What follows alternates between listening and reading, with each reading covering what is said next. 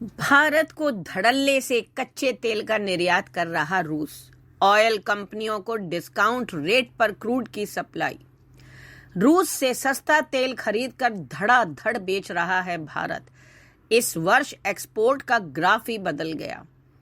रूस के कच्चे तेल पर प्राइस कैप के बाद भी सस्ते में तेल खरीद सकता है भारत। रूस से तेल क्यों खरीद रहा है भारत? क्या इन सवालों पर विदेश मंत्री एस जयशंकर ने क्या दिया जवाब? भारत ने रूस से सस्ता तेल खरीदकर बचाए 35,000 करोड़। क्या जारी रहेगी डिस्काउंट पर खरीद? आइए इन सभी सवालों के बारे में जानते हैं। हम सभी जानते हैं कि रूस यूक्रेन संघर्ष के साथ तेल कीमतों में उछाल के बाद से भारत रूस से तेल की खरीद कई गुना बढ़ा चुका है। दरअसल रूस बाजार भाव के मुकाबले 15 से $30 प्रति बैरल कम पर भारत को तेल ऑफर कर रहा है।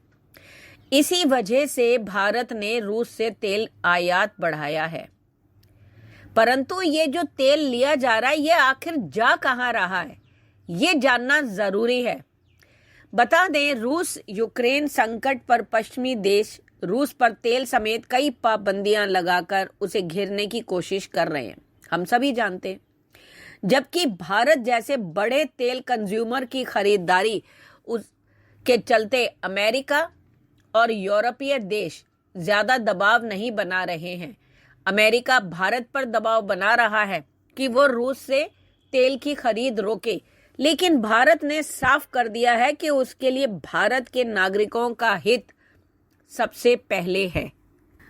पश्चिमी देशों ने 5 दिसंबर 2022 को रूसी तेल पर $60 प्रति बैरल का प्राइस कैप लगाने की घोषणा की थी। अमेरिका और उसके सहयोगी देशों ने यह कदम मॉस्को पर यूक्रेन को लेकर दबाव बनाने के लिए उठाया था। इस प्राइस कैप का समर्थन America, European union, Britain, Canada, Japan समेत कई देश कर रहे हैं। पश्चिमी देशों के इस फैसले के बाद से इस बात को लेकर भी चिंता की जा रही थी कि क्या अब भारत पर इस प्राइस कैप का क्या कोई असर पड़ेगा। अगर हम इकोनॉमिक टाइम्स में छपी रिपोर्ट के मुताबिक भारत को इस प्राइस कैप के लागू होने के बाद भी सस्ते तेल का फायदा मिलता रहेगा। भारत $60 के प्राइस कैप से बहुत कम प्राइस के कच्चे तेल खरीद सकता है। आपको बता दें कि भारत ने पश्चिमी देशों द्वारा लगाए गए प्राइस कैप को अपना समर्थन नहीं दिया है। ऐसे में भारत पर इस कैप का असर पड़ने की संभावना कम है।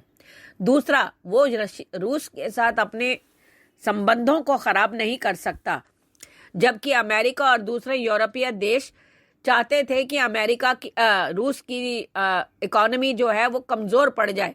परंतु उसका उल्टा चल रहा है कि अमेरिका के बैंक तो धराशायी हो गए, यूरोपीय देश भी तड़प रहे हैं, लेकिन ना तो भारत को कोई असर हुआ और रूस की इकोनॉमी पे भी कोई असर नहीं पड़ा। वजह क्या रही? क्योंकि भारत को रूस से कच्चा तेल खरीदने के लिए मिल रहा है। इससे रूस की भी इकोनॉमी बची रही और भारत को भी उसका फायदा हुआ। भारत ने रूस से 80% से ज्यादा कच्चा तेल यूरल्स क्रूड, ESPO ब्लेंड और सोकोल ब्लेंड मंगवाया था। इन सभी की मौजूदा कीमतों की बात करें तो यह $49 प्रति बैरल, $62 प्रति बैरल और $69 प्रति बैरल के आसपास ट्रेंड कर रहा है। ऐसे में भारतीय रिफाइनरी को इन तेल को डिस्काउंट प्राइस पर खरीदने में किसी तरह की दिक्कत का सामना नहीं करना पड़ सकता है।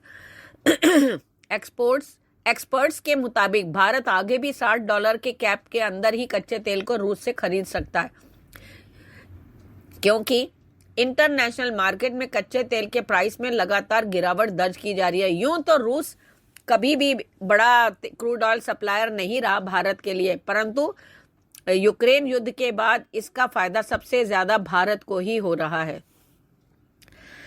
इकोनॉमिक टाइम्स से बात करते हुए रत्नागिरी रिफाइनरी और पेट्रोकेमिकल के CEO MK सुवर्णा ने कहा कि अगर रूस के तेल का प्राइस लगातार गिरता है तो रूस अपने तेल के कम दामों में बेचने के बजाय उसकी सप्लाई को कम करने के ऑप्शन पर विचार कर सकता है। इससे मार्केट में तेल की डिमांड बढ़ेगी और इससे रूस के कच्चे तेल के प्राइस में भी बढ़त देखी जाएगी। इसके साथ ही रूस उन देशों को तेल की सप्लाई बंद कर सकता है जिन देशों ने इस प्राइस कैप को अपना समर्थन दिया है। इसके साथ ही एमके सुवर्णा ने यह भी कहा है कि भारत रूस से तेल खरीदते वक्त अपने फायदे को सर्वोपरि रखेगा। अगर उसे रूस से तेल खरीदते वक्त फायदा नहीं होगा तो वह रूस से तेल खरीदना बंद भी कर सकता है। ऐसे में मौजूदा स्थिति में रूस के ऊपर लगे प्राइस कैप का असर भारत पर बहुत कम पड़ने की संभावना है। भारत $60 प्रति बैरल से बहुत कम प्राइस में रूस से कच्चा तेल खरीदना जारी रख सकता है। सस्ते के चक्कर में रूस से जमकर कच्चा तेल खरीद रहा है, लेकिन अब यह फायदे का सौदा मोदी सरकार के लिए बड़ा सिरदर्द भी बनता नजर आ रहा है, ऐसा कई लोग मानते हैं। न्यूज एजेंसी ब्लूमबर्ग की एक रिपोर्ट के मुताबिक भारत और रूस के बीच आयात और निर्यात की खाई बढ़ती जा रही है। इससे रूस के साथ भारत का व्यापार घाटा लगातार बढ़ता जा रहा है। साथ ही रुपए में व्यापार करने की हसरतों पर भी पानी फिरता नजर आ रहा है। इसकी एक खबर में कहा गया है कि रूस अब रुपए में पेमेंट नहीं ले रहा है क्योंकि रूस के बैंकों के पास काफी मात्रा में रुपए जमा है। परंतु सवाल यह उठता है कि आखिर ये कितना सच है, क्योंकि रूस भी भारत को ही अपना एक सहारा मानता है जो उसकी डूबती नैया को बचा सकता है।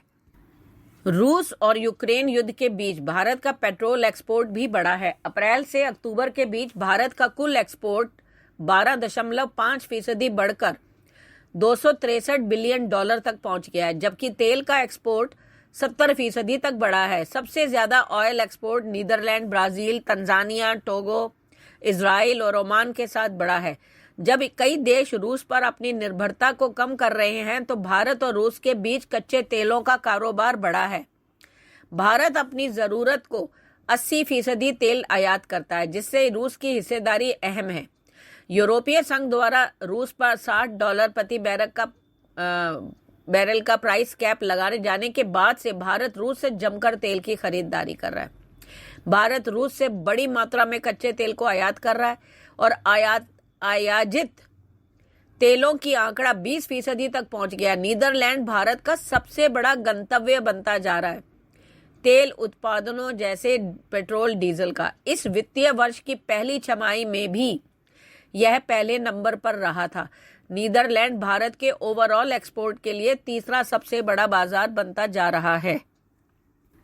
कच्चे तेल की कीमतों में गिरावट से उम्मीद की जा रही है कि आने वाले दिनों में भारत में पेट्रोल डीजल के दामों में गिरावट हो सकती है। तेल की कीमतों में गिरावट से पहले आज देश के 4 महानगरों में तेल की ताज़ा कीमतें भी जान लीजिए।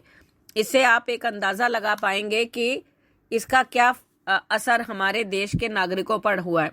हमारे विदेश मंत्री जयशंकर जी ने तो इस सवाल का जवाब देते हुए भी कहा था कि हमारे लिए नागरिकों के हित पहले हैं, इसलिए हमें जब तक तेल का आयात करना है वो हम रूस से करते रहेंगे।